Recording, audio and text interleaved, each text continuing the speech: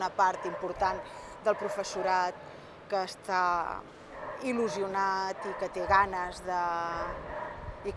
d'èxit i té ganes de fer-ho, que és una eina valuosíssima per tindre èxit en general, amb els alumnes que funcionen i amb els que no funcionen tant, perquè aquest és un camp on pot fer un grup homogeni i motivat, i això és extraordinari, i aconseguir un resultat realment tangible.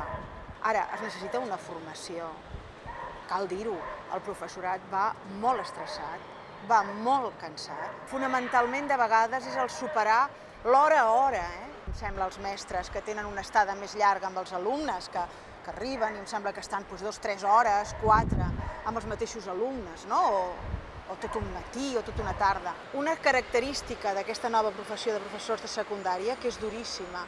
Nosaltres entrem en una aula, tu saps com són, una aula de tercer, allò és una olla de grills, hi ha 30 individus, te'ls has de fer teus, has d'aconseguir que es concentrin, has d'aconseguir seduir-los, interessar-los, i en aquell moment toca el timbre.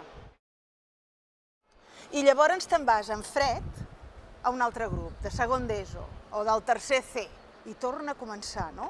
Tornes una altra vegada a que et mirin, a que se n'adonin, a que t'entenguin, a que facin cas de la proposta, i així 4 o 5 vegades al dia. El professor no treballa aquestes 4 o 5 hores que està davant de l'alumnat, o al mig de l'alumnat, depèn. Cada hora de classe vol dir, perquè et valgui la pena, perquè tu entris dient el que us porto avui, us quedareu.